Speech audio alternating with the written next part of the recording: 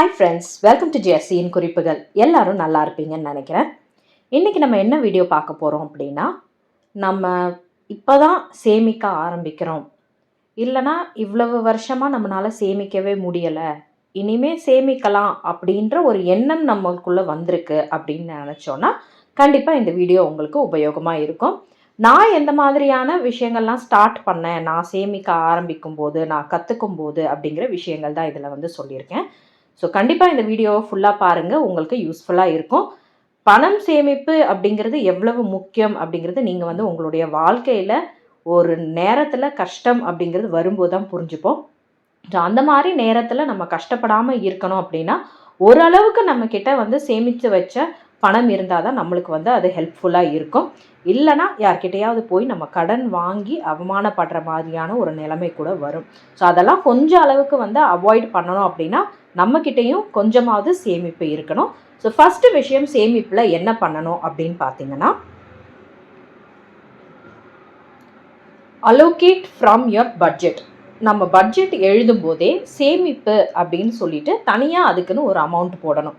இப்போ ஒரு சில நேரம்லாம் இப்போ ஹவுஸ் ஒய்ஃபாக இருக்கிறோம் அப்படின்னா நம்மளால் பட்ஜெட்டில் போடும்போது சேமிப்பு அப்படின்னு ஒரு சில நேரம் எடுத்து வைக்க முடியாது. ஏன்னா நம்ம வீட்டில் இருப்போம், கணவர் மட்டும்தான் வேலைக்கு போவாங்க, எதுக்கு தனியாக காசு அப்படிங்கிற மாதிரியும் கேட்பாங்க. ஸோ அந்த மாதிரி இருக்கிறீங்க அப்படின்னா நீங்கள் என்ன பண்ணலாம், நீங்கள் பட்ஜெட் எழுதும் போதே இப்போ நீங்கள் ஒரு மளிகை ஜாமானுக்கு இவ்வளோ அமௌண்ட்டு போடுறீங்க அப்படின்னா, இப்போ உங்களுக்கு மளிகை ஜாமானுக்கு ஒரு 3000 ரூபா ஆகுது மாதத்துக்கு அப்படின்னா நீங்கள் 3500 போட்டுக்கோங்க. அந்த 500 ரூபாயை நீங்கள் உங்களுடைய சேமிப்பில் நீங்கள் எடுத்து வச்சுக்கோங்க. அவங்கக்கிட்ட சொல்லாமல் கூட நீங்கள் எடுத்து வச்சுக்கிறலாம். ஏன்னா நான் நிறைய பேர் அவங்களுடைய லைஃப்பில் இந்த மாதிரி நடக்கிறத நான் கேள்விப்பட்டிருக்கேன். எங்கள் வீட்டில் எனக்கு சேமிக்கிறதுக்காக காசு கொடுக்க மாட்டேங்கிறாங்க, எதுக்குமே என் கையில் செலவுக்குன்னு கூட என் கையில் காசு எதுவுமே கொடுக்கறது கிடையாது, அந்த பட்ஜெட்டுக்குன்னு போடுற அமௌண்ட்டை மட்டும்தான் என் கையில் கொடுக்குறாங்க, அதை தவிர வேறு எதுவுமே என் கையில் கொடுக்கறதில்லன்னு. ஸோ அந்த மாதிரி நேரத்தில் பார்த்தீங்கன்னா உங்கள் கையில் காசே இருக்காது. எக்ஸ்ட்ராவாக ஏதாவது செலவு ஆகணும் அப்படின்னாலும் நம்மக்கிட்ட காசு இருக்காது. ஸோ இந்த மாதிரி நீங்கள் ஃபாலோ பண்ணலாம். ஏன்னா ஃபிக்ஸ்டான ஒரு அமௌண்ட் வர்ற விஷயங்கள், இப்போ ரீசார்ஜ்லாம் பார்த்தீங்கன்னா கண்டிப்பாக அந்த அமௌண்ட்டு தான் இருக்கும். அதனால் அதுலேருந்து உங்களால் காசு எக்ஸ்ட்ராவாக போட்டு வாங்க முடியாது. பட் மளிகை ஜாமான், பால் காசு, இந்த மாதிரியான விஷயங்களை நீங்கள் கொஞ்சம் எக்ஸ்ட்ராவாக போட்டு அந்த காசை நீங்கள் சேமிப்புன்னு எடுத்து வச்சுக்கோங்க.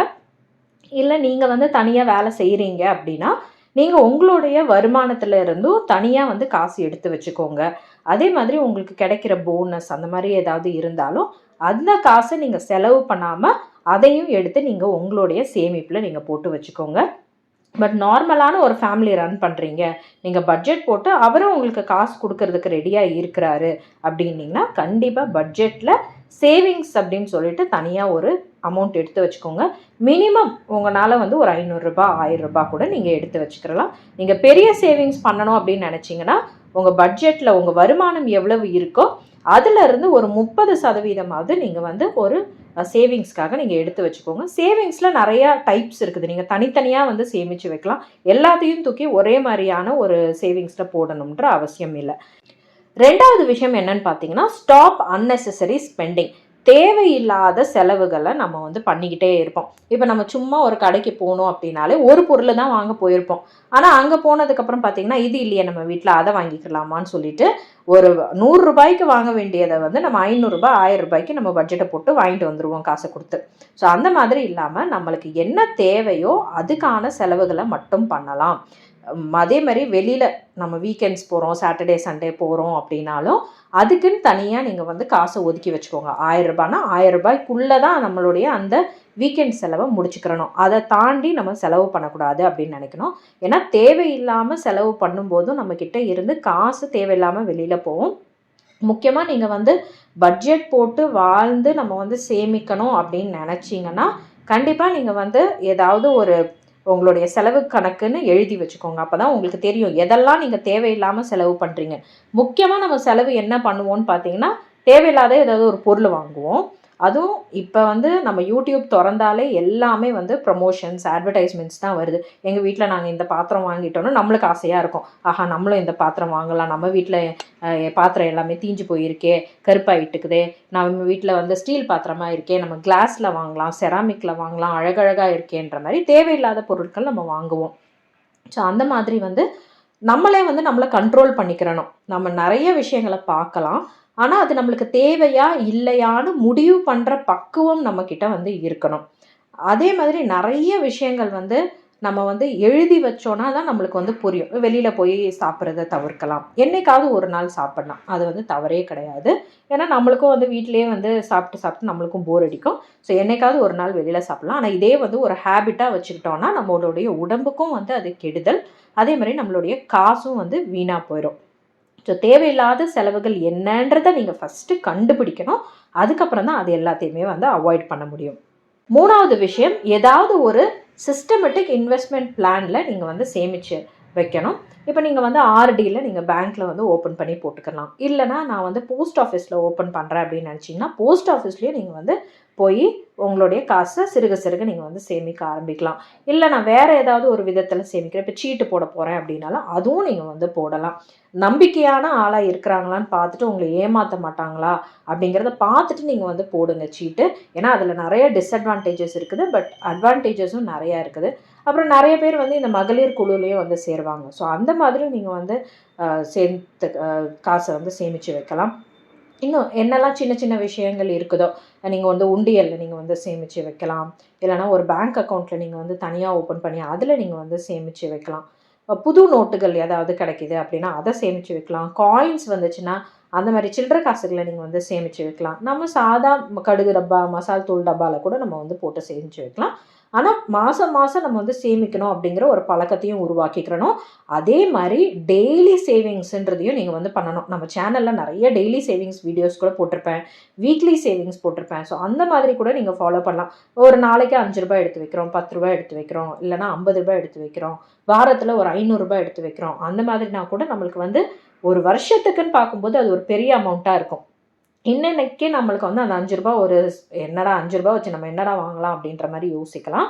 ஆனால் அதே இது ஒரு வருஷத்துக்கு நீங்கள் வந்து ₹1 அப்படின்னு கணக்கு வச்சா கூட எவ்வளவு இருக்குன்றதை யோசிங்க. ஸோ எப்பயுமே வந்து சிறுக சிறுக சேமிக்க நம்ம வந்து பழகணும். எடுத்த உடனே நான் ₹10,000 சேமிச்சிடலாம் அப்படின்னு நினச்சிங்கன்னா கண்டிப்பாக வந்து வருமானம் நிறையா இருந்தது அப்படின்னா அப்படி சேமிக்கலாம். பட் நடுத்தர குடும்பமாக இருக்கிறோம், வருமானம் கொஞ்சம் குறைவாக தான் இருக்குது அப்படின்னா கொஞ்சம் கொஞ்சமாக நம்ம வந்து சேமிக்க ஆரம்பிக்கலாம். நம்மளுக்கு அந்த சேவிங்ஸ் ஹேபிட் வந்துருச்சு அப்படின்னாலே தன்னால் நம்மளுக்கு வந்து பெரிய அமௌண்ட்டை சேமிக்கணும் அப்படிங்கிற எண்ணம் வந்துடும்.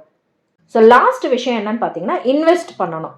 எப்பயுமே வந்து சேமித்து வச்சுக்கிட்டு இருக்கிற காசை நம்ம வீட்டிலே வச்சுக்கிட்டு இருந்தோம் அப்படின்னா நம்மளுக்கு வந்து அது என்றைக்குமே வந்து அதிகமாக ஆகாது. அதுக்காக எல்லா காசையுமே வந்து வீட்டில் சேமிக்கணுமா அப்படின்னா கிடையாது. கொஞ்சம் காசு வீட்லேயும் சேமித்து வைக்கணும். மிச்சம் இருக்கிற காசை பார்த்தீங்கன்னா நீங்கள் நிறைய டைப்ஸில் வந்து நீங்கள் இன்வெஸ்ட் பண்ணி வைக்கணும். நீங்கள் வந்து இப்போ கோல்டு பீஸில் போடுறதா இருந்தால் நீங்கள் வந்து போடலாம். இல்லைனா நகைச்சீட்டு ஏதாவது கட்டணும் அப்படின்னு நினச்சிங்கன்னா நகைச்சீட்டில் நீங்கள் வந்து கட்டிக்கிட்டு வரலாம். இல்லைனா வந்து வேறு ஏதாவது மியூச்சுவல் ஃபண்ட்ஸில் எனக்கு இன்ட்ரெஸ்ட் இருக்குது, ஸ்டாக் மார்க்கெட்டில் இன்ட்ரெஸ்ட் இருக்குது, அந்த மாதிரி விஷயங்கள்லேயே நீங்கள் வந்து இன்வெஸ்ட் பண்ணலாம். இல்லை நான் வந்து ஒரு இடத்து மேலே நான் வந்து இன்வெஸ்ட் பண்ண போகிறேன் அப்படின்னு நினச்சிங்கன்னா அந்த மாதிரியும் நீங்கள் வந்து பண்ணலாம். ஸோ எந்த மாதிரி இன்வெஸ்ட் பண்ணணும், உங்களுக்கு எது வந்து சேஃபாக இருக்குன்றதை யோசிச்சுட்டு அதுக்கப்புறம் நீங்கள் வந்து இன்வெஸ்ட் பண்ணுங்கள். ஏன்னா இப்போ நிறையா விஷயங்கள் பார்த்தீங்கன்னா இப்போ வந்து தண்ணியில் வந்து நிறையா வீடுகள்லாம் மூழ்கும் போது நம்ம சேமித்து வச்ச காசு எல்லாம் வந்து அதுலேயும் வந்து போயிடும் இல்லையா? ஸோ அந்த மாதிரியான ஒரு நேச்சுரல் டிசாஸ்டர்ஸ் வரும்போதும் நம்மளை வந்து நம்ம ப்ரொடெக்ட் பண்ணிக்கிறணும். எல்லா காசையுமே நம்ம வீட்டிலேயே நம்ம சேமித்து வச்சோம் அப்படின்னா ஒரு சில நேரம் இந்த மாதிரி நேரங்களில் எல்லாமே வந்து நம்மளுக்கு போயிடும். ஸோ அதனால் வந்து டக்குன்னு நம்மளுக்கு எடுக்கிற மாதிரியும் இருக்கணும். அதே மாதிரி நீங்கள் வந்து கோல் செட் பண்ணிக்கோங்க. Long term goal, short term கோல்ன்ற மாதிரி செட் பண்ணிக்கோங்க. எதுக்காக சேமிக்கிறோங்கிறத யோசிச்சுட்டு நீங்கள் செட் பண்ணுங்கள். இப்போ தங்கம் வாங்குறதுக்கு தான் நீங்கள் வந்து இன்வெஸ்ட் பண்ண போகிறீங்க அப்படின்னா இதை கோல்ட் பீஸில் இல்லைனா வந்து இந்த நகைச்சீட்டில் நீங்கள் இன்வெஸ்ட் பண்ணி வச்சுக்கலாம். இல்லை என்னுடைய குழந்தைங்களோட ஃப்யூச்சருக்காக நான் பண்ண போகிறேன் அப்படின்னா நிறைய கவர்மெண்ட் ஸ்கீம்ஸ் இருக்குது. இப்போ வந்து பெண்கள்னு பார்த்தீங்கன்னா SSY ஸ்கீம் இருக்குது. அதுக்கப்புறம் வந்து பசங்கன்னு பார்த்தீங்கன்னா PPFல நீங்கள் வந்து இன்வெஸ்ட் பண்ணிக்கலாம். ஸோ இது மாதிரி லாங் டேர்ம் கோல்ஸ்க்கு நீங்கள் வந்து செட் பண்ணிக்கலாம். அவங்களுடைய மேல் படிப்பு இல்லைனா கல்யாண செலவு அதுக்காக நீங்கள் வந்து பண்ணலாம். இப்போ வீடு கட்டுறதுக்கு அந்த மாதிரி வந்து எனக்கு இன்னும் ஒரு 10 வருஷத்தில் வேணும் அப்படின்னு இல்லைனா 5 வருஷத்தில் வேணும் அப்படின்னா நீங்கள் வேறு எதுலையாவது ஒரு விஷயத்தில் நீங்கள் இன்வெஸ்ட் பண்ணி நீங்கள் வைக்கலாம். பட் இந்த காசை சேமிக்கிற காசை எதுலையாவது ஒரு விஷயத்தில் நம்ம வந்து இன்வெஸ்ட் பண்ண நம்ம வந்து பழகிக்கிறணும். இன்வெஸ்ட் பண்ணாதான் நம்மளுக்கு வந்து அதுலேருந்து வட்டி நம்மளுக்கு வந்து வரும். அதுக்காக ஓவராக ஆசைப்பட்டுட்டு ஏதோ ஒரு தெரியாத ஒரு இடத்துல போய் அவங்க சொல்கிறாங்க இவ்வளோ வட்டி கிடைக்குதுன்னு சொல்லிட்டு பேராசைப்பட்டுட்டு போய் பண்ணோம் அப்படின்னா இருக்கிற காசும் நம்மளுக்கு இல்லாமல் போயிடும். இப்போ ஒரு 100 பேர் இன்வெஸ்ட் பண்ணுறாங்க அப்படின்னா நம்மக்கிட்ட 100 பேருமே வந்து ஆஹா சூப்பராக இருக்குது, நான் எனக்கு இவ்வளவு வட்டி கிடச்சிருச்சு அப்படின்னு யாருமே வந்து சொல்ல மாட்டாங்க. அதுலேருந்து ஒரு 5 பேர் தான் வந்து சொல்லுவாங்க. மிச்சம் எல்லாரும் பார்த்தீங்கன்னா அவங்களுக்கு எல்லாருக்கும் லாஸ் ஆகிருக்கும். அந்த 5 பேரை நம்பி நம்ம எடுத்துகிட்டு போய் அதில் இன்வெஸ்ட் பண்ணோன்னா நம்மளுக்கும் வந்து நஷ்டம் தான் வரும். ஸோ எப்பயுமே வந்து யோசிச்சுட்டு நம்மளுக்கு வந்து என்றைக்கு இருந்தாலும் நம்ம உழைச்சி சம்பாதிச்ச காசு, அதனால் அதை வீணாக விடாமல் நம்ம நல்லபடியாக அதை இன்வெஸ்ட் பண்ணி நம்ம வந்து யூஸ் பண்ணிக்கிறலாம். ஸோ பிகினர்ஸாக இருக்கிறீங்க அப்படின்னா இந்த ஸ்டெப்ஸ் எல்லாத்தையும் நீங்கள் ஃபாலோ பண்ணுங்கள்.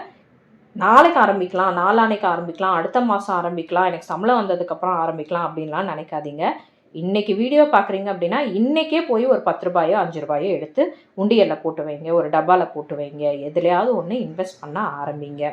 ஸோ இந்த மாதிரி நீங்கள் வந்து சேமித்து வச்சுக்கிட்டே வந்தீங்கன்னா கண்டிப்பாக உங்களுக்கு பிடிச்ச ஒரு விஷயத்தையும் உங்கள் பிடிச்ச ஒரு வாழ்க்கையும் உங்களால் வந்து வாழ முடியும். எல்லாருக்கும் இந்த வீடியோ பிடிச்சிருக்கும் அப்படின்னு நினைக்கிறேன். இன்னொரு வீடியோவில் சந்திக்கலாம். அதுவரை உங்களிடமிருந்து விடைபெறுவது உங்கள் அன்பு தோழி ஜெசி.